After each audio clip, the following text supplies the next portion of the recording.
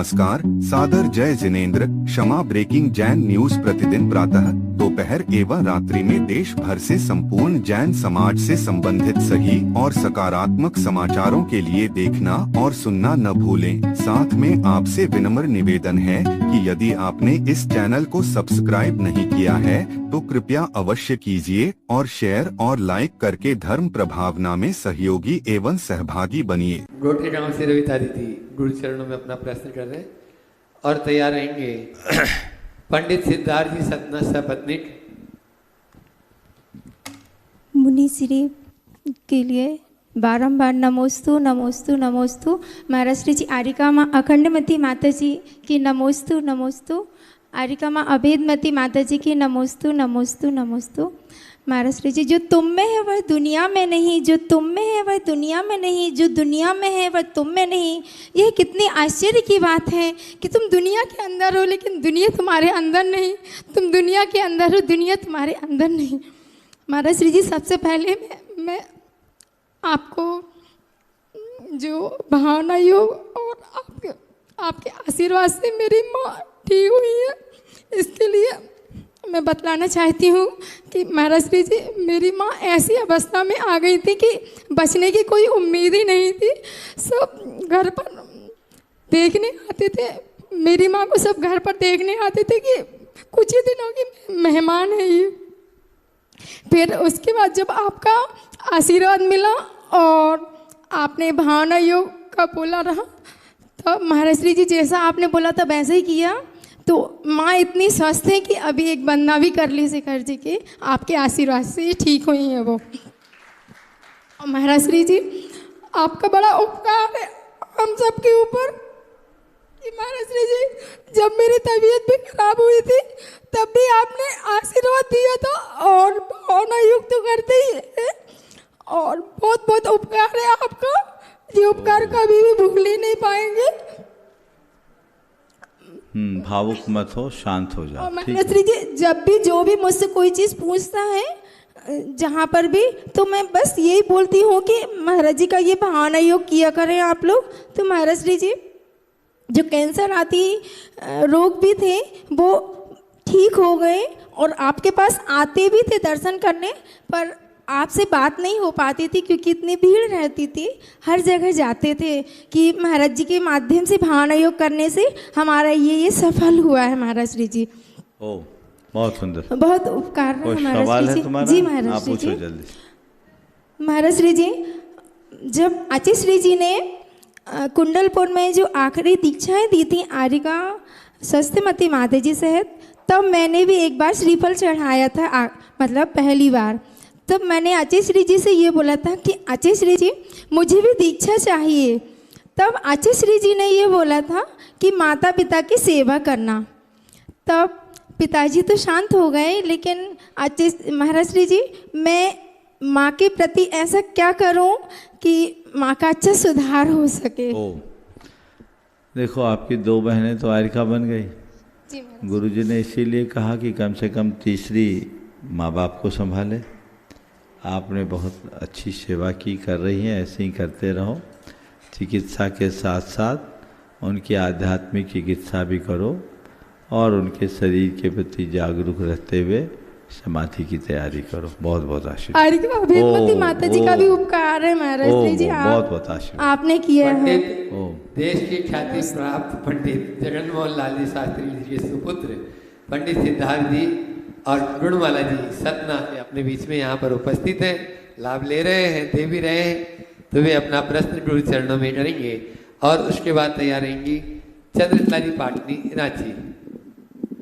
परम पूज्य गुरुदेव के चरणों में साक्षात विराजमान पंच मुनिराजों के चरणों में कोटिशा वंदन। हे गुरुदेव, समूह शरण में स्तूपों की चर्चा आती और अकृत्रिम जिन चैत्यालयों में भी स्तूपों की चर्चा आती है। ये स्तूप किस लिए बनाए जाती थी, क्या इनका स्वरूप है, क्या उद्देश्य था? वर्तमान में कहीं पर भी स्तूप देखने का प्रचलन दिखता नहीं जैन संप्रदाय में। अन्य संप्रदायों में तो बौद्ध आदि के कुछ पुराने स्तूप बने हुए हैं। तो हमारी ये शंका है कि ये जैसे सब की विवेचना होकर नंदीश्वर बन रहे हैं, वो बन रहे हैं, तो स्तूपों के लिए करीब कब ध्यान है? बहुत अच्छा सवाल आपने किया है, और जो बात मेरे मन में है वही आपने प्रकट किया। स्तूपों की संरचना समोसरण में होती है और अकृत्रिम जिनालयों में भी होती है। स्तूपों में ऐसा वर्णन आता है कि उसमें अरहंत और सिद्धि की प्रतिमाएं होती। तो स्तूप एक विशेष संरचना है जिनमें भगवान की प्रतिमाएं भी हो और लोग उसमें विशेष प्रकार से पूजा कर पाए। तो पूजा अर्चा आराधना करने के लिए, ध्यान करने के लिए स्तूप बनाए जाते हैं। स्तूप के कई आकार है। वर्तमान में जो स्तूपों के हम लोग आकार देखते हैं, अर्धचंद्राकार, वो भी आकार है। अभी गुणायतन के उपक्रम में हमने 2 तरह से स्तूप बनवाए। समोसरण में अलग प्रकार का स्तूप बनाया है, और अकृत्रिम जिनालय के भी दर्शन करने का सौभाग्य आप लोगों को बहुत जल्दी मिलने वाला है। उस पर भी काम चल रहा है।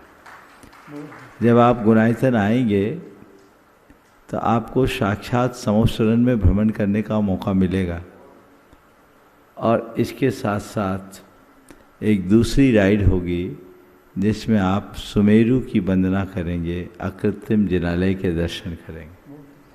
तो जो शास्त्रों में अकृत्रिम जिनालय का स्वरूप है, हमने उसको पूरा उतरवाने का प्रयास किया है। और मैं तो अक्सर अकृत्रिम जिनालय में विचरण करता रहता हूँ। मेरी कई सामायिक समोसरण में, कई सामायिक अकृत्रिम जिनालयों में हुई। अद्भुत है। थोड़े दिन रुकिए, अब समय निकट आ गया है, आप लोगों को उसको अवलोकन का अवसर मिलेगा। स्तूप की संरचना अगर करनी है सही अर्थों में, तो बड़े भूभाग पर करना चाहिए। छोटे भूभाग पर संरचित स्तूप बहुत प्रतीकात्मक होता है, और मेरा मानना है कि कोरे स्तूप को बनाने की जगह जिन मंदिर, समोसरण आदि की संरचना करके स्तूप बनाने में सोने में सुगंध वाली बात होती है। ऐसे मन में है, कई दिनों से बात आ रही है कि एक ऐसे संरचना को धरती पर उतारा जाए, और निश्चित वो जैन संस्कृति की वृद्धि में एक बड़ा निमित्त बनेगा। भावना भाइये, जब योग आएगा वह भी हो जाएगा। समोसरण में जब भगवान की दिव्य ध्वनि नहीं खुलती तो क्या मुनि महाराज स्तूप के पास बैठकर? हाँ, स्तूपों में मुनि, विद्याधर, देव, मनुष्य दर्शन करते रहते हैं, हमेशा करते रहते हैं। समोसरण में जाते हैं तब भी दर्शन करते हैं। 8 भूमियों में भी विचरण करते हैं। 8 भूमियों में चैत्य भूमि, उपवन भूमि और कल्प भूमि तथा भवन भूमि, इन 4 भूमियों में भगवान विराजमान हैं। वहाँ दर्शन करते हैं, बाकी लगा घूमते फिरते हैं।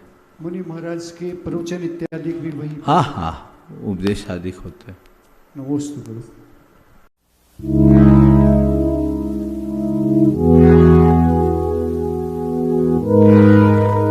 क्षमा breaking Jain news YouTube channel पर विज्ञापन देकर धर्म प्रभावना में बने सहभागी। विज्ञापन देने हेतु संपर्क कीजिए मोबाइल नंबर 9026900740 एवं समाचार एवं वीडियो भेजने हेतु व्हाट्सएप नंबर 9335236222।